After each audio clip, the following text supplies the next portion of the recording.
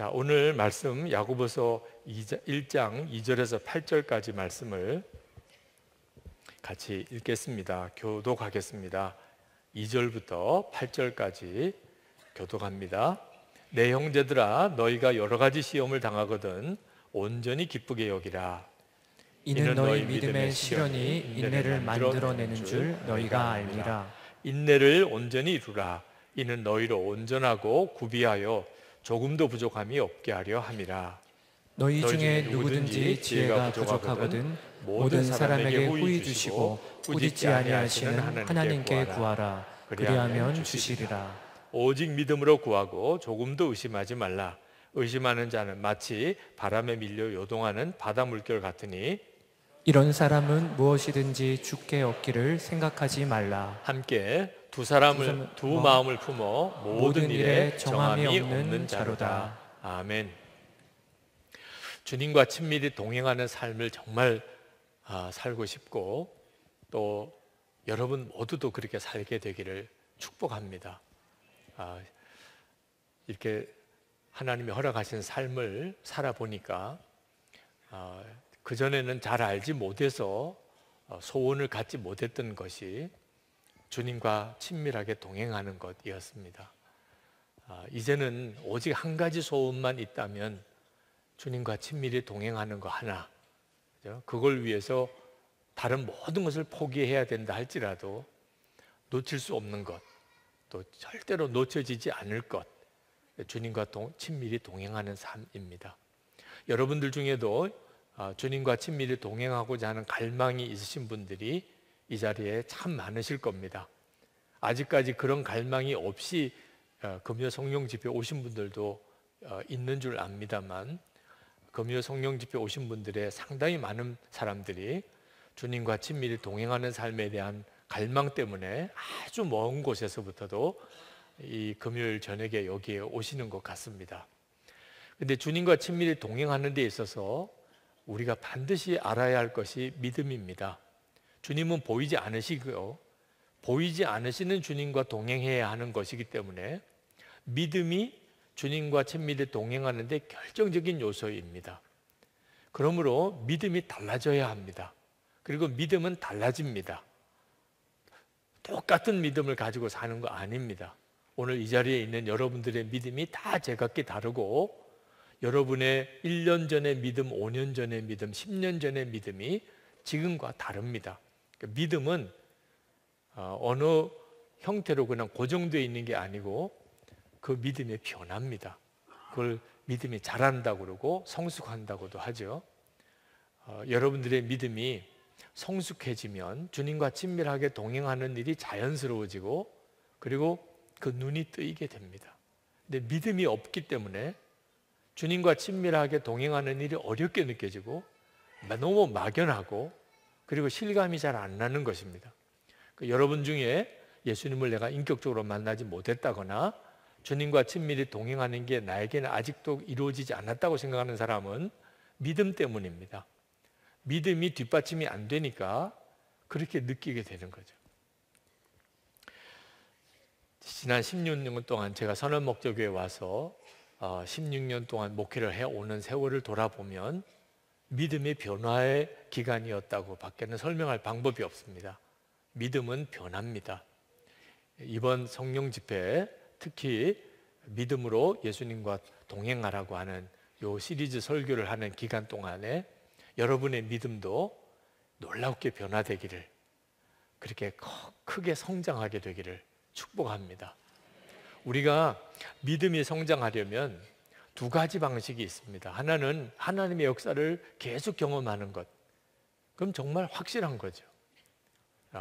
기적이 일어나는 것을 보거나 또는 어떤 은사가 나타나는 것을 경험하거나 기도했는데 응답의 역사를 체험했거나 이런 일들이 있으면 믿음이 확 달라집니다.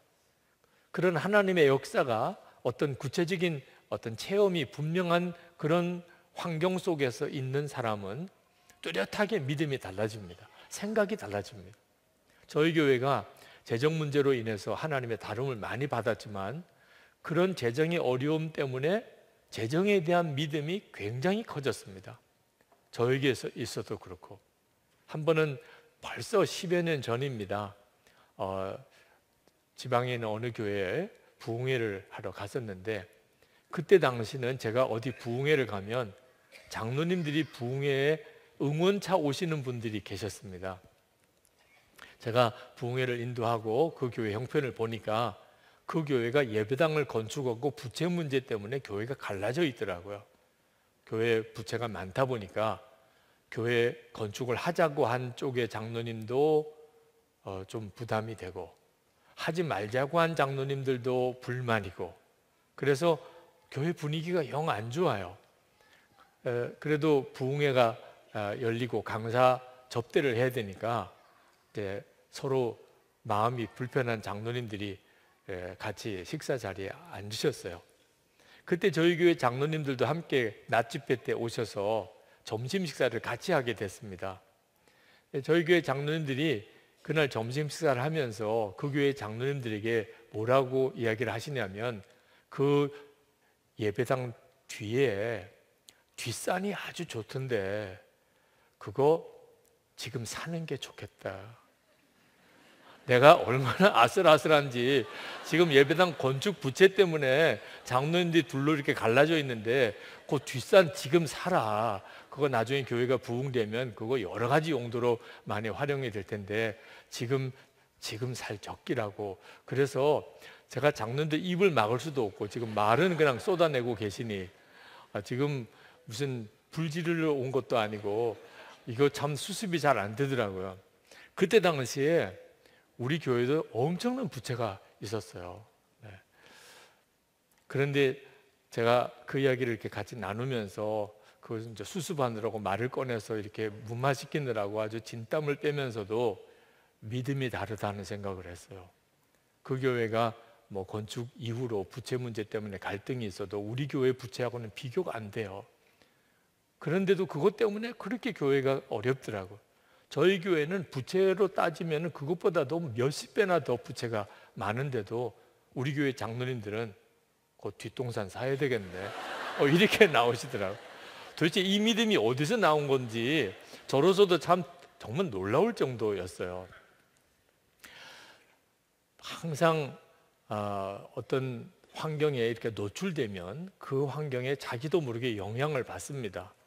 하나님의 기적이 늘 있고 죽을 것 같은 위기가 수도 없이 넘어가고 그런 일을 겪다 보면 이제 어려운 일이 어려운 일처럼 느껴지지도 않습니다. 그건 참 대단한 거죠. 기적은 우리의 믿음을 바꿉니다, 분명히. 그래서 하나님의 역사를 경험하는 것이 우리의 믿음이 변하는 데 있어서 뚜렷한 방식이 있죠. 그런데 이렇게 체험에만 의존하는 그런 방식은 문제가 있습니다.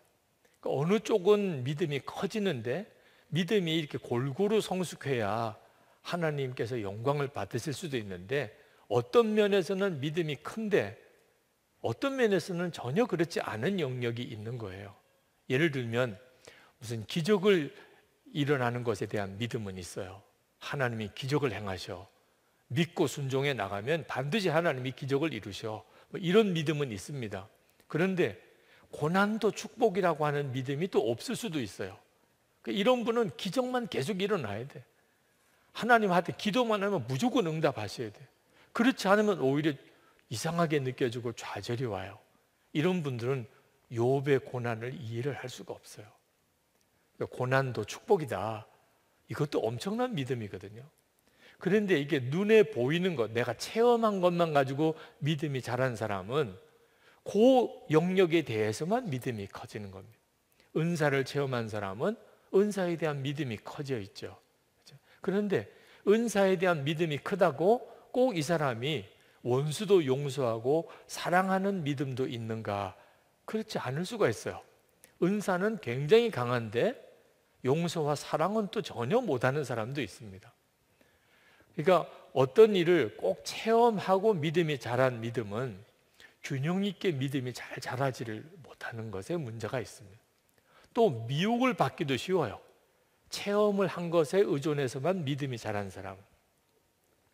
1992년도이죠. 우리 한국에 시한부 종말론이 엄청난 그런 파장을 일으켰습니다. 한국 교회가 굉장한 어려움도 겪었던 일이죠. 저도 그때 그 일에 한 복판에 있었습니다. 보았고 다 들었어요. 참 이상한 일이에요. 신실하고 그렇게 성실하고 교회 신앙생활 잘하던 사람들이 거의 동시다발적으로 똑같은 체험을 한 겁니다. 1992년 10월 28일에 주님이 온다. 내가 반드시 간다. 글로도 보았다 그러고 분명하게 음성도 들었다 그러고, 한 사람이나 그런 이야기를 하면 그런가 보다, 그런 참 엉뚱한 체험도 한 사람도 있네 그럴 텐데, 그런 사람이 너무 많은 거예요. 이럴 때 체험에 의존하는 믿음을 가진 사람은 미혹을 받게 되는 거예요. 그래서 엄청나게 많은 사람들이 시한부 종말론에 휩쓸렸다가 목회자도 그렇고 성도들도 어려움을 겪었죠. 분명히 하나님의 역사를 실제로 체험하고 믿음이 생기는 것은 사실이지만, 그 방식에만 의존하는 것은 아직도 성숙한 믿음이 못 되고 미혹받기도 쉽다는 거예요. 그러면 또 어떤 방법이 있느냐? 두 가지 방법이 있다고 그랬는데, 먼저 믿고 그 다음에 체험하는 것이에요. 무엇을 먼저 믿느냐고 하면 하나님의 말씀을 믿는 것입니다. 하나님의 말씀을 먼저 믿고 그 다음에 하나님의 역사를 체험하는 방식으로 믿음이 자라는 것입니다. 도마가 예수님이 부활하셨다는 그 동료 제자들의 말을 한동안 믿지 못했습니다. 믿을 수가 없어. 내가 보기 전에는. 그것도 그냥 본 게 아니고 내 손가락으로 예수님의 못 박힌 그 못자국, 손에 옆구리에 창 자국을 내가 내 손으로 넣어보지 않고는 내가 믿을 수가 없다고 그랬습니다. 전형적인 체험을 통해서만 믿겠다고 하는 스타일이죠. 그래서 예수님이 도마에게 실제로 나타나 보여주셨어요. 도마의 믿음이 아직도 그런 믿음밖에 안 되니까 주님도 그렇게 하셨어요. 이제 너가 믿느냐? 그때 도마가 꼬꾸라졌죠. 그때 예수님께서 도마에게 하신 말씀이 요한복음 20장 29절에 너는 나를 본고로 믿느냐? 보지 못하고 믿는 자들은 복되도다. 이 보지 않고 믿는 믿음이 있는 거예요. 우리가 다 예수님을 보지 않고 믿는 사람들이잖아요. 그죠? 도마는 보아야 믿겠다고 했는데 그는 정말 예수님과 함께 살았고 부활도 목격을 했죠. 우리는 주님과 함께 살지도 않았고 부활의 주님을 육신의 눈으로 보지도 못하는데도 우리는 지금 믿고 있잖아요. 그러니까 보지 않고도 믿는 믿음이 있는 거예요. 히브리서 11장 3절에 보면 믿음으로 모든 세계가 하나님의 말씀으로 지어준 줄을 우리가 아나니, 우리가 이 세상이 어떻게 창조되었는지를 어떻게 알아요? 가보지도 않았고 그때는 우리가 존재하지도 않았는데 그냥 우리가 태어나 보니까 지금 이 천지만물 세상이 있는 거잖아요. 그런데도 우리가 이것이 어떻게 지어진 줄을 아는 것은 믿음으로 하는 거예요. 이 천지가 말씀으로 지어진 줄을 안다는 거예요. 그러므로 우리가 성경 말씀을 먼저 믿고 그리고 하나님의 역사를 체험하면서 믿음이 자라는 것에 대해서 우리가 훈련받아야 됩니다. 이것이 가장 믿음이 빨리 자라고 그리고 건강하게 자라고 가장 크게 자라는 믿음이 자라는 방식이에요. 체험에만 의존하는 믿음은 어느 순간에 가면 정체되어 버립니다. 하나님이 언제나 기적을 계속 보여주면서 믿음을 자라게 하지 않으세요. 예수님께서도 공생의 기간 동안 기적을 계속 행하셨지만 십자가 지셔야 될 때는 모든 기적을 일체 행하지 않으셨습니다. 기적만 바라보고 믿으려고 했던 사람들은 혼란에 빠지게 되죠. 그런데 말씀을 붙잡고 믿음으로 눈이 뜨인 사람들은 아무 문제가 안 돼요. 우리는 예수님을 눈으로 볼 수는 없어요. 그래서 예수님과 동행한다는 것은 때때로는 굉장히 막연하게 느껴집니다. 그런데 하나님의 말씀인 성경은 얼마든지 눈으로 봐요.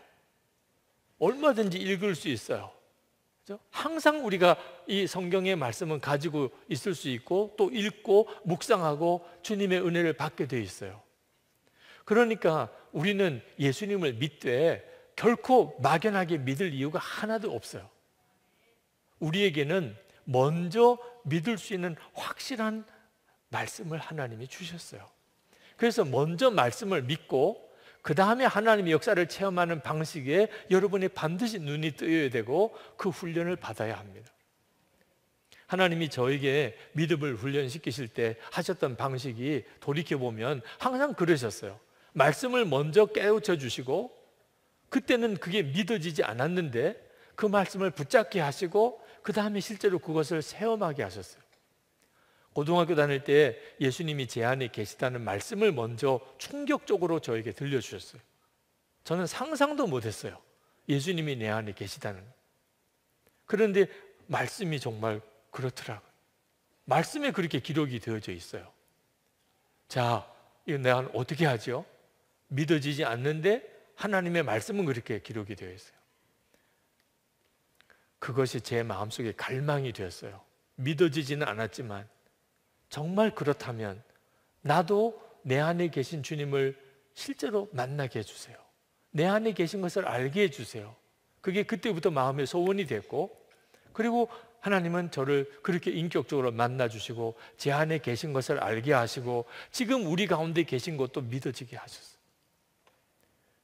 갈라디아서 2장 20절, 로마서 6장 말씀을 묵상하다가 예수 그리스도 안에서 내가 이미 예수님과 함께 죽었고 이제는 예수님의 생명으로 산다는 말씀을 읽게 되었어요. 말씀을 먼저 읽었어요. 아, 예수를 믿으면 예수님과 함께 이미 죽은 거구나. 그게 예수를 믿는 거구나. 그때는 정말 믿어지지 않았어요. 아니, 죽지도 않았는데 죽었다니. 이걸 도대체 어떻게 받아들여야 될지. 그런데 성경의 말씀이 너무나 분명해요. 누구든지 예수 그리스도 안에 있으면 이제는 예수님과 함께 십자가에 못 박혔다는. 그 설교를 할 때 그때 마음의 갈등은 지금도 생생해요. 왜냐하면 그때 당시에 그렇게 설교하시는 분들을 거의 못 봤어요. 내가 잘못된 거 아닌가? 몇 번씩 말씀을 다시 보고 주석도 찾아보고, 아니 예수 믿을 때 우리가 벌써 죽었다는데, 말씀이니까 말씀을 설교하기 시작하면서 말씀이 저에게 놀랍게 실제가 되고 체험이 됐어요. 말씀이 먼저고 그걸 믿음으로 취하고 그리고 그 말씀을 실제로 경험하는 것, 이것이 가장 확실하게 아주 건강하고 그리고 하나님이 역사하시는 믿음, 그리고 그 믿음으로 주님과 동행할 수 있는 눈이 뜨이는 것이었어요. 예수님과 동행하는 삶을 사는 것도 그렇습니다. 성령을 받는 것도 그랬어요. 저는 한동안 성령을 부어주시기를 계속 기도했어요. 왜냐하면 실제로 제 안에 성령이 계시다는 것에 대해서 제가 믿지 못했기 때문에요. 왜냐하면 말씀을 붙잡는 믿음이 아니었기 때문에 성령을 구하는 것 자체가 성령의 역사라는 걸 몰랐어요.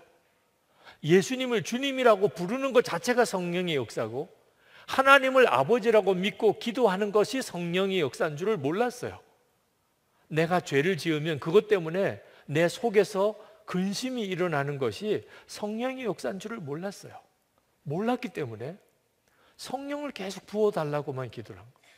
그런데 말씀을 읽다가 보니까 내 안에 성령께서 이미 계시고 역사하신다는 것을 알게 됐어요. 이건 엄청나고 놀라운 일이죠. 그때부터는 더 이상 내게 성령을 부어달라고 하는 기도가 없어졌어요. 제가 성령님에게 순종하면 언제든지 성령께서 저를 통하여 충만하게 역사하신다는 걸 알았기 때문에 이제부터는 순종하게 해달라, 깨우쳐 주셔서 주님의 뜻이 무엇인지 알게 하셔서 나로 순종하게 해달라고, 그러면 성령의 충만함을 금방 따라오는 것이었어요. 성령의 충만함을 달라고 그렇게 애걸복걸할 것보다도 매 순간 주님을 바라보고 주님께 순종하는 게 훨씬 빠른 길이에요. 성령의 충만함을 얻는 데 있어서 하나님의 말씀이 먼저 있고, 그리고 그 말씀을 따라 가는 믿음이 하나님이 기뻐하시는 믿음이고 온전한 믿음이고, 그게 진짜 믿음이에요. 우리의 믿음은 느낌을 따라가면 안 됩니다. 안타깝게도 많은 사람들이 느낌에 의존해서 믿음이 움직여요. 오늘은 참 은혜로운 것 같아. 이게 성령 집회 오신 분들이 쉽게 그런 착각에 빠질 때가 있습니다. 정말 여기는 주님의 충만함이 있는 것 같아. 느낌이죠, 그죠? 혼자 있을 때는, 집에 있을 때는, 그때는 뭐 그런 충만한 느낌이 없어요. 여기서처럼 뜨겁게 예배하고 뜨겁게 함께 기도하고 그럴 때는 뭔가 막 불이 역사하는 것 같고 하나님의 은혜가 우리 가운데 충만한 것 같은데, 아무도 없이 혼자 있을 때는 냉랭하고 답답하고, 그게 다 느낌을 의존하는 거예요. 그러니까 느낌에 의존하는 것에 우리가 완전히 자유로울 수 없지만 항상 정신 차려야 돼요. 주님은 이렇게 많은 성도들이 모인 자리에서도 우리와 함께 하시지만, 나 혼자 있을 때 주님이 나에게서 떠나셨나요? 여전히 나와 함께 계세요. 아주 힘들고 어려울 때, 모든 게 다 막막할 때 여전히 함께 계세요. 말씀에 의존해서 믿음을 갖기를 힘쓰면, 그러면 상황과 여건이 완전히 다르게 보이기 시작합니다. 야고보 사도가 예수님의 동생이에요, 육신으로는. 그러니까 예수님이 메시아이신 것을 믿기가 오히려 더 어렵습니다. 왜? 육신의 형이니까. 형이 갑자기 어느 날 메시아라고 어떻게 할 수가 있겠어요? 그런데 예수님의 말씀, 형이시지만 이건 그냥 인간 육신의 형의 이야기가 아니구나. 그리고 행하시는 일, 이건 정말 그리스도가 아니면 도무지 할 수 없는 일이구나. 그래서 야고보가 형 예수를 그리스도로 믿고 그 제자가 된 겁니다. 그러니까 전형적으로 보고 믿은 케이스죠. 그죠? 예수님이 어떤 분인지를 실제로 함께 지내면서 보고 믿게 된 거죠. 그런데 야고보 사도가 쓴 이 야고보서를 읽어보면 야고보가 보고 믿는 믿음에 머물지 않고 이제는 믿고 보는 믿음의 사람이 되었음을 우리가 읽게 됩니다. 오늘 읽은 우리 야고보서 본문이 바로 그 내용이에요. 오늘 읽은 내용의 말씀을 다시 한번 쭉 살펴보면, 여러 가지 시험을 당하거든 온전히 기쁘게 여기라. 이런 일은 내가 체험하고 믿는 거 완전히 반대예요. 여러 가지 시험을 당하면, 그러면 하나님이 나 버리셨나 봐, 나 떠나셨나 봐, 나는 신경 안 쓰시나 봐. 보고 믿는 믿음은 그렇게 되는 거죠. 그런데 야고보 사도는 여러 가지 시험을 만나면 온전히 기쁘게 여기라. 왜? 그게 바로 우리의 믿음의 인내를 기르기 때문이에요.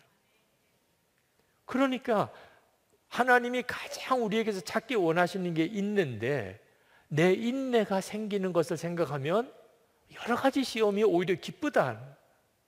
말씀에 근거한 믿음을 가지고 보니까 시험도 기쁘다.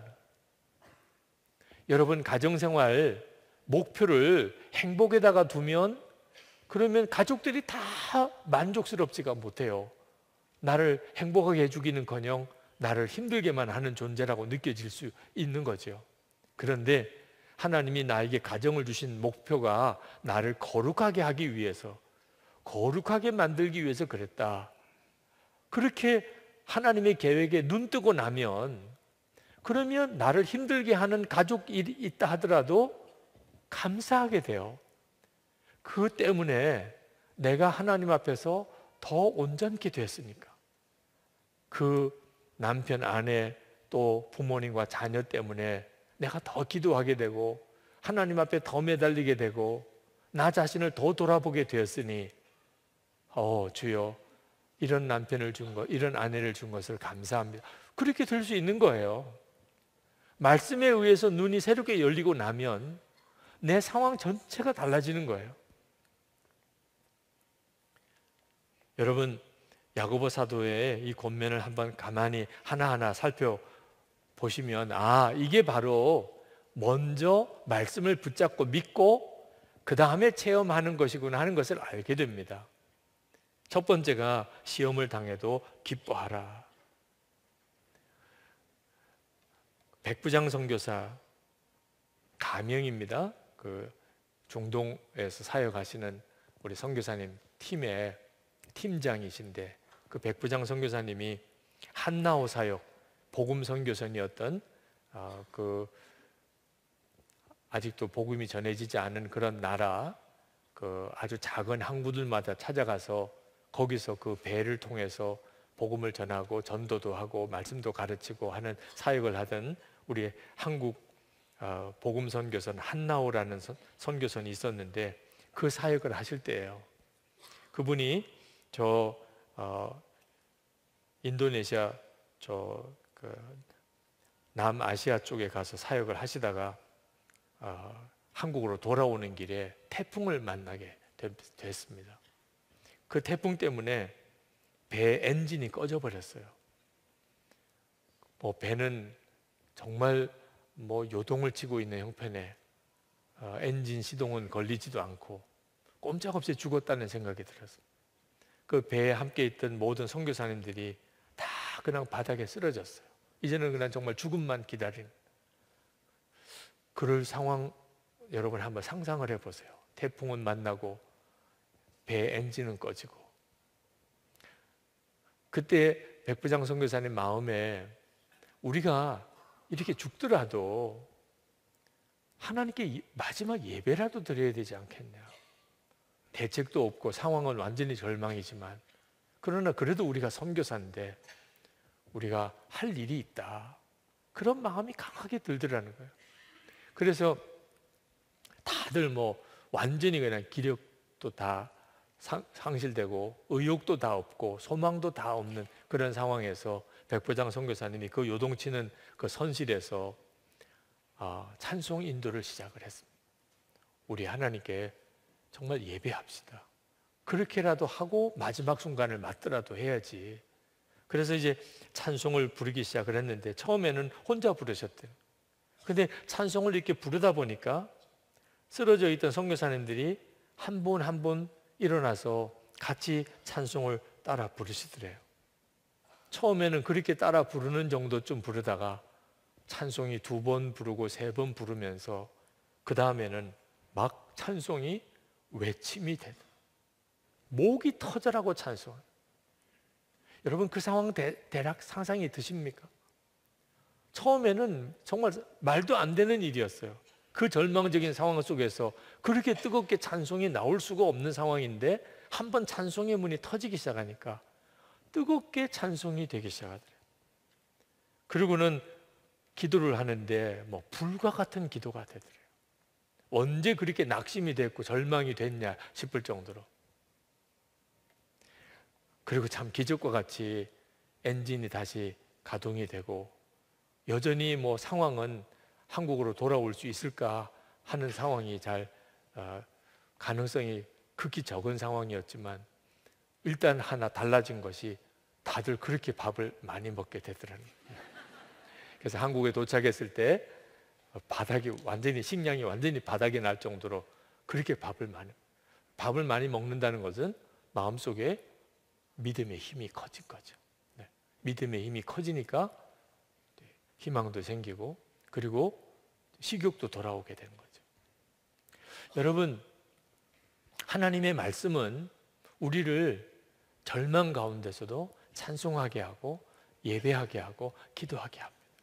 이렇게 모여서 우리 정말 한 2,000명 가량이 여기서 찬송하고 기도하는 이 자리와 그 태풍 한가운데 있었던 그 조그만 복음 선교선이었던 한나오 선실에 있었던 그 선교사님들의 예배, 아마 겉으로 보기에는 비교할 수가 없겠지만 그 영적인 강도는 우리가 도무지 따라갈 수 없는 것이라고 생각이 듭니다.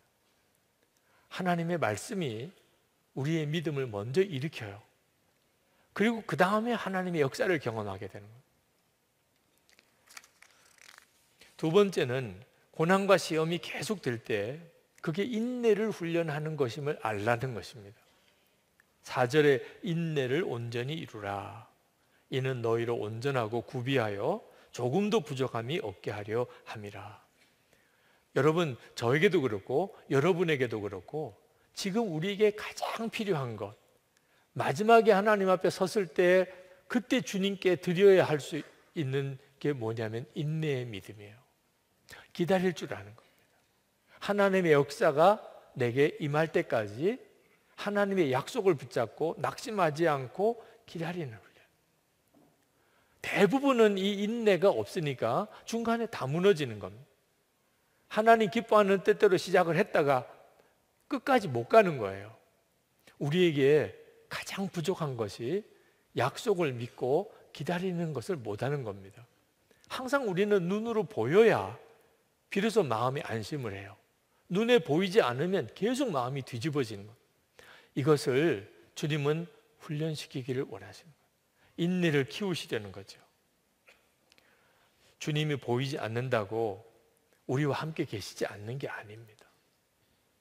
욥기 9장 11절에 보면 그가 내 앞으로 지나시나 내가 보지 못하며 그가 내 앞에서 움직이시나 내가 깨닫지 못하느니라. 욥이 그때 그럴 거라고 생각하면서 고백하고 있는 겁니다. 지금은 하나님이 전혀 안 보여요. 하나님이 하시는 일이 전혀 보이지 않습니다.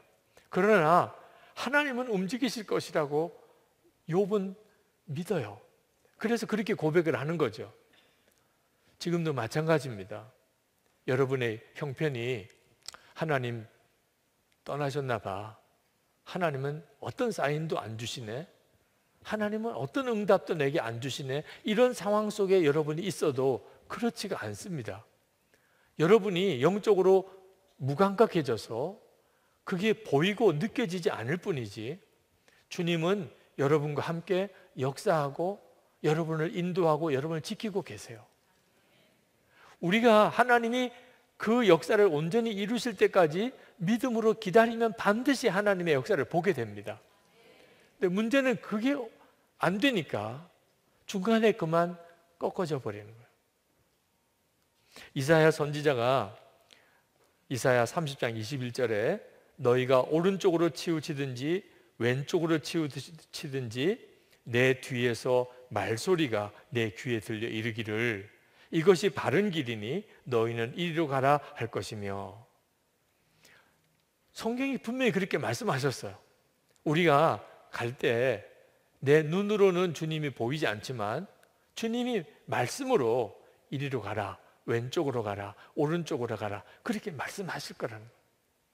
오늘 이 시간도 여러분에게 이 말씀은 다 동일하게 주어져 있습니다. 혹시 막막하신 분이 있습니까? 여러분의 길을 주님이 정확히 이끄십니다. 그런데 참 답답한 것은 그게 명확히 들리지 않는 사람들이 있습니다. 저도 솔직히 말하면 주님이 명확하게 이렇게 하라 저렇게 하라 하는 것을 못 알아들을 때가 훨씬 많습니다. 근데 왜 그럴까요? 주님 말씀 안 하셔서 그럴까요? 성경 말씀을 보면 주님은 반드시 말씀하십니다. 근데 나는 못 알아들어요. 우리가 주님의 음성에 평소에 귀 기울이며 살지 않았기 때문에 내가 주님의 말씀을 꼭 듣고 싶을 때 못 듣는 것뿐이에요. 주님은 절대로 우리에게 말씀하지 않으시고 주님의 인도를 따르라고 말씀 안 하십니다. 지금이라도 여러분이 주님의 음성에 귀를 기울이는 삶을 꾸준히 살기를 원하면 반드시 여러분의 귀가 열리게 됩니다. 그게 말씀을 붙잡고 그리고 체험을 하게 되는 거예요.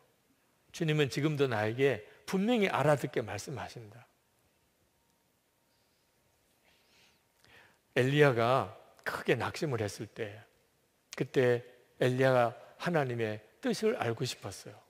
하나님께서 그걸 말씀하시겠다고 하시면서 엘리야에게 크고 강한 바람을 보여주십니다. 그런 어떤 엄청난 역사를 통하여 하나님의 음성을 들을 줄 알았던 엘리야는 아무 주님의 뜻을 알지 못해요. 그 다음에는 지진이 일어납니다. 그 속에서도 주님은 말씀하지 않아요. 큰 불이 일어납니다. 그 속에서도 주님은 임하시지 않습니다. 그런데 그 다음에 아주 세미한 소리로 주님이 말씀하시는 것을 듣습니다. 오늘 이 시간도 여러분이 주님의 음성을 들으려고 귀를 기울이면 반드시 듣습니다. 주께서 여러분에게 말씀하지 않으신다면 여러분 오늘 정말 포기하지 마시고 주님께 매달려 구하시기 바랍니다. 하나님, 저에게 말씀해 주셔야 제가 순종이라도 할 수 있는 거 아닙니까? 주님이 말씀하지 않았는데 제가 어떻게 순종을 할 수 있습니까? 주님은 우리에게 들릴 듯 말 듯 작은 소리로 말씀하시기 때문에 세미한 소리가 아닙니다. 알아듣지도 못할 정도로 이런 말씀인가 저런 말씀인가. 그러면 주님은 잔인하신 거죠. 주님이 아주 세미한 소리로 작은 소리로 말씀하실 수밖에 없는 이유는 우리의 영적인 듣는 감각이 무뎌졌기 때문이지, 주님은 우리가 급하고 어려울 때 항상 큰 소리로 말씀하십니다. 좌로 가라, 우측으로 가라, 곧장 가라. 주님은 절대로 들릴 듯 말 듯, 알아들을 듯 모르게 그렇게 말씀하시지 않습니다. 그런데 우리의 귀가 그걸 못 알아듣는 거예요. 예를 들면 여러분 옆에 큰 폭탄이 터지는 소리가, 제가 군목 훈련을 받을 때 그때 그 폭탄이 터지는 소리 속에 그렇게 훈련을 해야 되는 때가 있었는데 처음 들었어요. 제가 근무하던 부대가 포병부대인데 그 포탄 터지는 소리가 얼마나 큰지. 근데 순간 아무것도 안 들리는 거예요. 정말 멍한 소리, 멍하기만 하지 아무 소리가 안 들려요. 순간 귀가 먹는 거죠. 우리가 살아가는 세상 속에 얼마나 소리가 큰 줄 아십니까? 우리는 조용히 아무 소리도 안 들리는 상태를 견뎌내지를 못해요. 하여튼 라디오도 틀어야 되고 뭐 TV도 틀어야 되고 인터넷 뉴스라도 봐야 되고, 그리고 우리 속에도요, 우리 내면에서 뭐 어떤 때는 한탄도 또는 저주도 원망도 불평도 끊임없이 일어나요. 그러다 보니까 영적인 귀는 거의 먹어버렸어. 우리 주님이 나에게 아주 우레같이 소리를 쳐도 못 알아듣는 거예요. 여러분이 그 사실을 정말 인정해야 돼요. 하나님이 내게 말씀을 안 하셔서 내가 못 듣는 게 아니라는 점. 하나님은 나에게 분명히 말씀하시고 그리고 그 말씀을 내가 알아듣기를 원하신다. 성경을 읽어보니까 분명해요. 그렇다면 그 믿음을 붙잡고 주님께 나아가야 돼요. 주님이 나에게 오늘 말씀하실지 안 하실지 잘 모르겠어요. 그러면 틀림없이 오늘 그냥 가게 돼요. 오늘은 말씀 안 하시나 봐. 조금 기도하다가 별로 뭐 아무것도 마음에 느껴지는 것도 깨달아지는 것도 없어요. 오늘은 아닌가 봐. 왜? 믿음이 없으니까 기다리지 못하는 거예요. 그런데 주님은 나에게 분명히 말씀하신다. 말씀 안 하실 리가 없어. 내 안에 오셨는데, 내 생명이신데, 내가 지금 이렇게 방황하고 있는데, 이렇게 힘든데 말씀 안 하실 리가 없는 거지. 그러면 끝까지 가요. 그렇구나. 주님이 이렇게 내게 말씀하시네. 이게 깨달아질 때까지 가요. 주님은 그렇게 해주신 거. 먼저 말씀을 믿어야 비로소 하나님의 역사를 그 다음에 체험하게 되는 겁니다. 우리가 예수 동행 일기를 쓰면 우리에게 주는 큰 유익이 많지만 그 중에 하나가 주님이 나에게 말씀하시는 것을 내 손으로 쓰고 내 눈으로 읽게 된다는 거예요. 그냥 오늘 되어진 일을 아침부터 지금까지 하나하나 이렇게 써 내려가요. 뭐 누구를 만나고 오늘 무슨 일이 있었고 그러면서 이렇게 써 내려가는 동안에 나도 모르게 놓쳤던 주님이 내게 주셨던 여러 가지 사인들, 말씀들, 깨우침들이 그 속에서 이렇게 묻어져 나옵니다. 그냥 지나갔으면 그냥 넘어갔을 내용들이에요. 주님이 우리에게 말씀하시나 안 하시나 여러분이 실제로 경험 한번 해보시기 바랍니다. 세 번째로 말씀을 붙잡게 되면 기도를 하게 됩니다. 5절 말씀에 너희 중에 누구든지 지혜가 부족하거든 모든 사람에게 후히 주시고 꾸짖지 아니하시는 하나님께 구하라. 그리하면 주시리라. 하나님, 내게 말씀해 주세요. 오늘 이 시간이 그 시간이 되기를 바랍니다. 주님은 내게 관심이 없나 봐. 절대로 거기에 속지 마세요. 주님은 내게 말씀하시는 것을 알아듣는 건 너무 힘들어. 절대로 속지 마세요. 담대하게 구하세요. 주님, 오늘 제게 말씀해 주세요.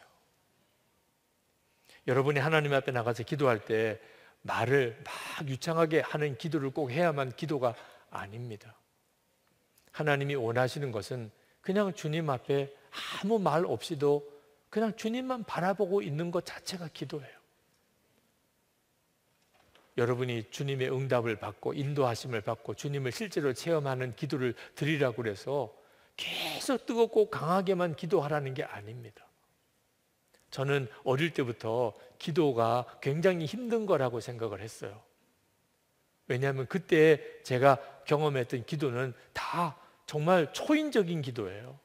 철야 기도, 금식 기도, 산 기도, 그것도 산 기도도요, 제일 센 기도는요, 눈 내리는 겨울 비닐 들고 산에 올라가서 밤새도록 기도하는 거, 그 정도쯤은 해야 기도했다는 말을 할 수 있는 분위기였어요.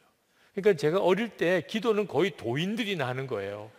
기도한다 그러면 이건 너무너무 무거운 짐을 지는 거예요. 잘 몰라서 그랬던 거예요. 기도는 그냥 주님 안에서 쉬는 거예요.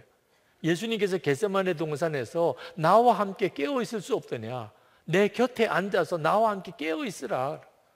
나를 바라보고 그냥 깨어만 있어 다오. 그게 기도였었어요.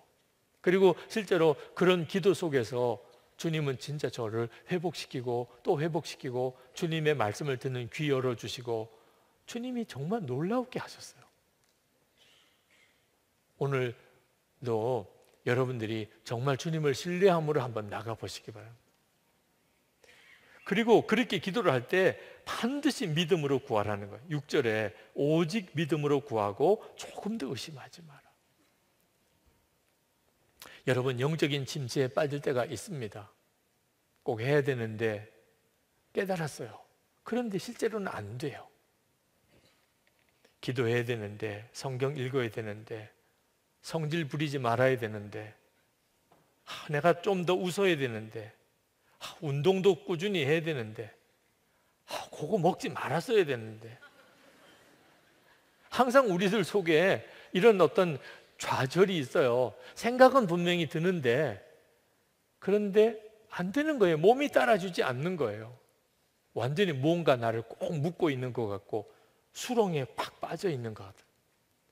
이런 영적인 침체에서 벗어나야 하는데 어떻게 벗어나죠? 믿음으로 벗어나는 거예요. 여기 믿음으로 구하고 조금 더 의심하지 말라고 그랬는데 영적인 침체에서 벗어나는 것도 믿음으로 벗어나는 거예요. 아주 간단해요. 여러분이 죄사함을 받은 것 어떻게 받았어요? 믿음으로 받았잖아요. 죄사함을 받았다고 믿으니까 된 거잖아요. 그렇죠? 여러분이 죄사함을 받는 일에 있어서 뭐 한 일이 있어요? 아무것도 없잖아요. 예수님이 십자가에서 피 흘려 주셔서 우리 죄를 다 사하셨다고 하니까 나는 그걸 그냥 믿으니 주님이 그걸 의로 여기신 거죠.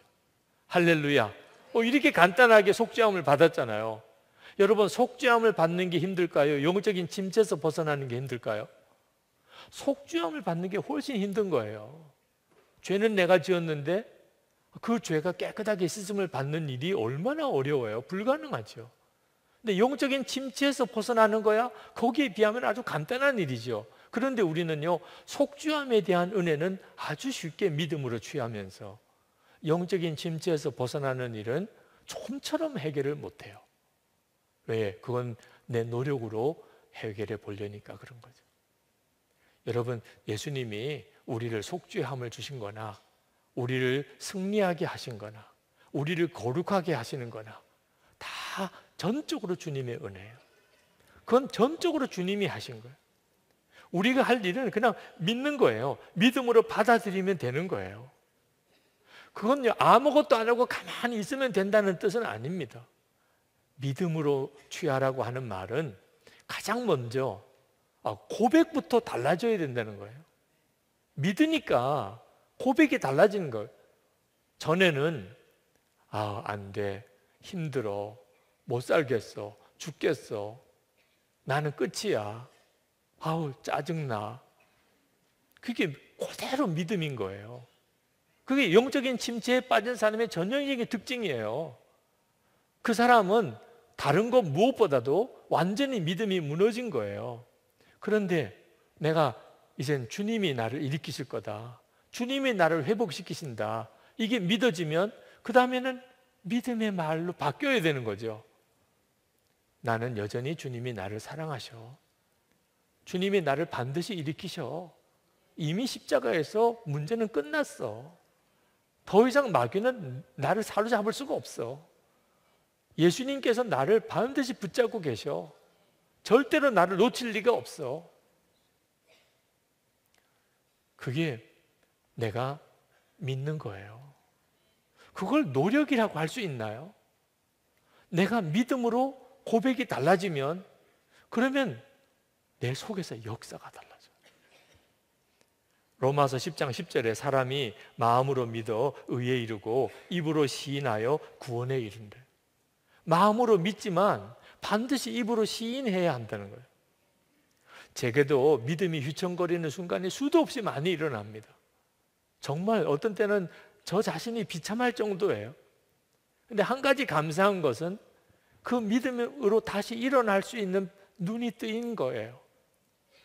완전한 좌절에 빠지고 절망에 빠지고 저 자신이 너무 부끄럽고 그런 순간이 있을 때라도 믿음의 고백을 합니다. 하나님은 나를 버리지 않으시고, 주님은 여전히 나와 함께 계시다, 주님은 나를 떠나지 않으시고, 주님은 나를 기대하고 계시고, 주님이 친히 놀라운 계획을 가지고 계시다. 그렇게 믿음으로 자꾸 고백을 하다 보면, 그러면 내 속에 무너진 마음들이 어느 순간에 다 떠납니다. 그때 알게 돼요. 이 무너진 것이 악한 영의 역사였구나. 이렇게 믿음으로 기도하면, 그러면 믿음으로 무언가를 행할 수 있는 내 속에 힘이 생겨요. 믿음의 고백은 그것으로 끝나지 않습니다. 기도가 더 깊어지고, 그리고 내 마음 안에 하나님의 역사하심이 실제로 나타나기 시작합니다. 그래서 사람이 평강을 회복하고 기쁨을 회복하고 확신을 회복하는 거예요. 그리고 어느 순간에 영적인 침체에서 벗어나 있는 걸 알게 돼요. 그리고 고백합니다. 주님이 하셨다는.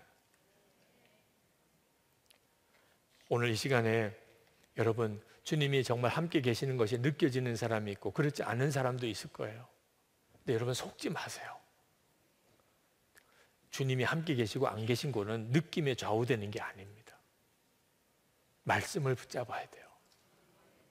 주님이 나를 떠나셨을까? 그럴 리가 없어요. 주님이 내 안에는 안 계실까?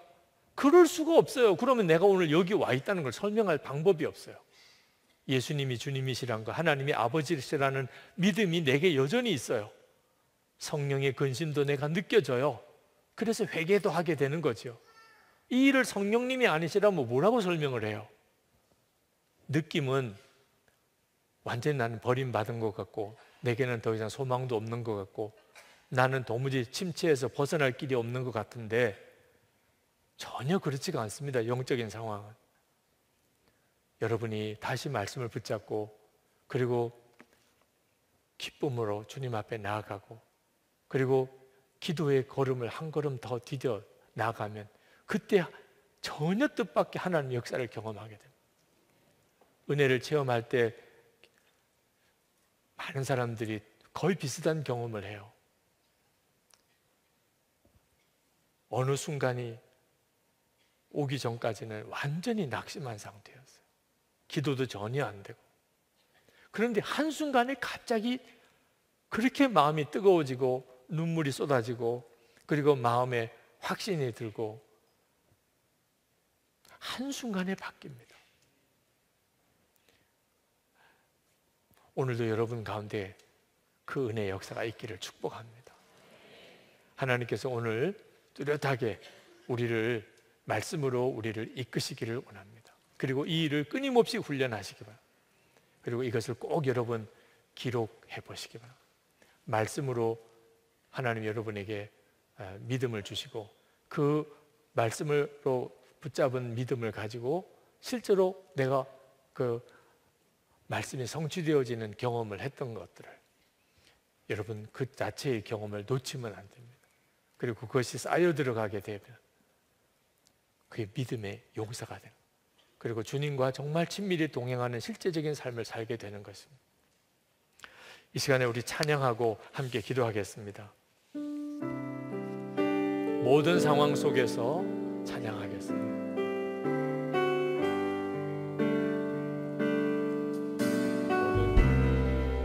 모든 상황 속에서 주를 찬양할지라.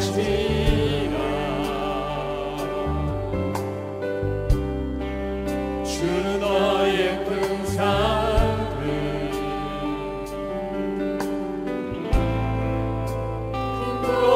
근원이시라.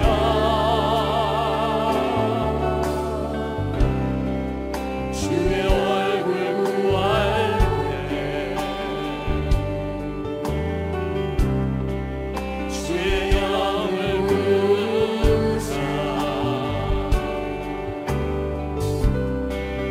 크신 사랑 안에서 주를 보게 하소서.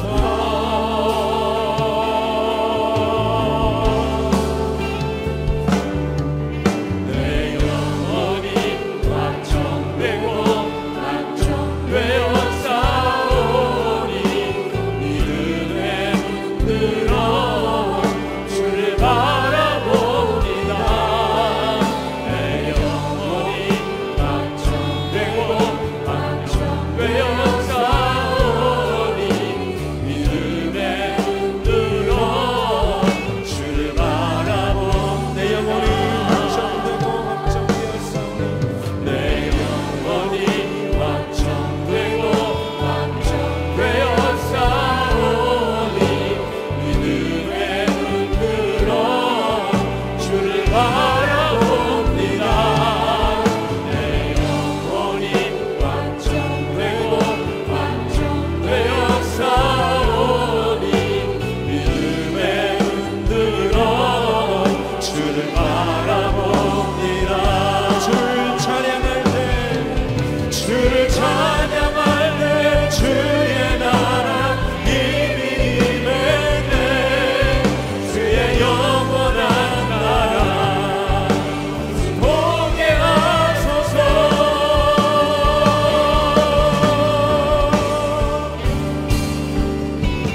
내 영혼이 확정되고 확정되어 싸우니 믿음에 흔들어 주를 바라봅니다.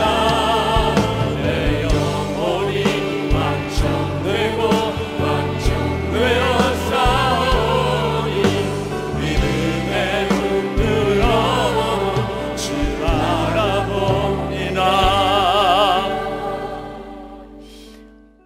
이 기도 시간에 여러분의 눈과 귀가 완전히 수술을 받게 되기를 바랍니다.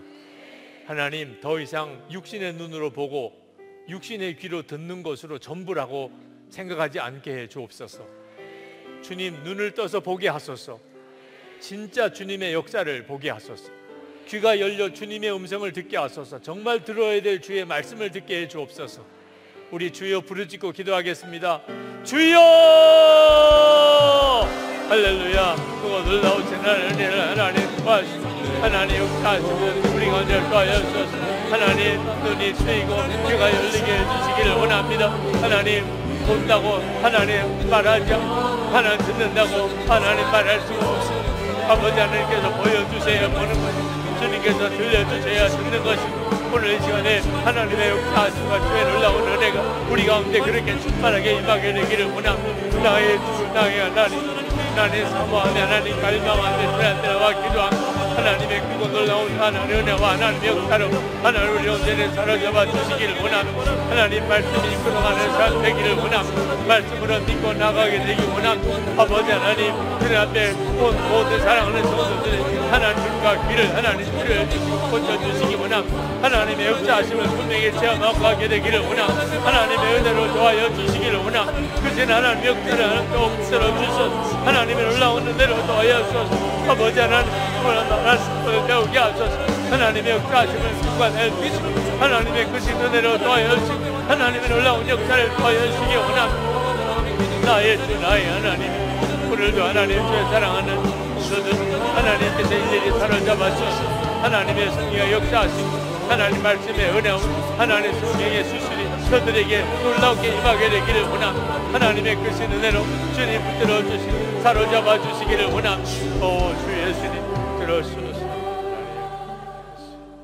눈도 열리고 또 귀도 열려야 하지만 우리의 입술의 고백이 달라지게 되기를 기도하십시다. 하나님 이제부터는 육신을 따라 말하지 아니하고 믿음을 따라 말하게 되기를 원합니다. 하나님이 영광 받으시는 말만 하기를 원합니다. 하나님이 역사하시는 말만 하게 되기를 원합니다. 성경의 말씀에 옳게 합당한 말만 할 수 있게 되기 원합니다. 오늘 이 시간에 우리의 입술을 찢어주셔서 성령의 불로 찢어주셔서 주의 보혈로 씻겨주셔서 우리의 입술의 고백이 완전히 달라지게 하소서. 믿음의 말을 하는 자가 되게 하소서. 우리 주여 부르짖고 기도하겠습니다. 주여! 할렐루야. 그리고 놀라운 하나님의 하나님 역사를 너희의 원함 하나님의 그러신 은혜 하나님 놀라운 역사하시고 하나님 온전히 허락해 주시기 원함. 사랑하는 성도들의 일주일의 고백 하나님 완전히 달라지게 되기 원함. 하나님의 역사하심 하나님의 은혜가 하나님의 역사하심 주님의 놀라우신 평범이 충만하여 주시기 원함. 놀라우신 아버지 하나님 하나님 성도들의 하나님 주의 사랑하는 종들의 하나님과 일주를 이 시간에 주의 성령의 불러 하나님 이사야에게 하신 것처럼 대단한 수시로 저 일주를 찢어주시고 하나님 주의 성령으로 힘쳐주시고 하나님 주의 보혈로 씻어주시고 하나님 주님을 찬양하는 하나님의 사랑의 고백 하나님 역사하심에 대한 고백이 하나님 저들에게 있게 하여 주시기를 원합니다. 나의 주 나의 하나님 역사하소서. 하나님의 충만함으로 더욱까지 하나님 은혜로 더욱까지 하나님 역사하심을 더욱 함께 하여 주시기를 원합니다. 주 예수님 주 예수님 하나님 앞에 더 나가기 원합니다. 믿음으로 나가기 원합니다. 기도의 심정을 하나님 주에 들어주시기 원합니다. 주님 앞에 잠잠히 나갈 때 하나님 이 시간에 친히 응답해 주시고 하나님 이루어 주시고 하나님 보혈로 씻으셨으니 하나님 보혈로 씻으셨으니 하나님 성령으로 덮으셨으니 주님 이제는 하나님 명확하게 깨달아지게 하시고 하나님 주님의 말씀을 함께 하심을 알게 하시고 하나님 말씀의 이끌림을 받는 자 되게 하여 주시기 원합니다. 하나님 감사합니다. 주님 감사합니다. 안수 기도 받을 분들은 내려오셔서 기도 받으시기를 바랍니다. 아랫단에서 기도 받으실 수 있습니다. 오늘 반드시 주님의 말씀을 듣고 가시기 바랍니다. 주님이 여러분에게 하실 말씀이 있으십니다. 그래서 오라고 하셨습니다. 설교만 전부가 아닙니다. 여러분 개인에게 주님이 지시할 말씀, 주님의 권면의 말씀이 있습니다. 여러분 믿음으로 주님 앞에 나아가시기 바랍니다. 강단에 올라오셔서 기도하실 분들 주님의 말씀을 확실히 응답받고 그리고 돌아가게 해주실 줄 믿습니다. 믿음으로 주님 앞에 나아가시는 모든 분들이 여러분의 개인 문제와 관련하여 주님의 분명한 말씀을 붙잡고 돌아갈 수 있게 우리 주여 3번 부르짖고 기도하겠습니다. 주여!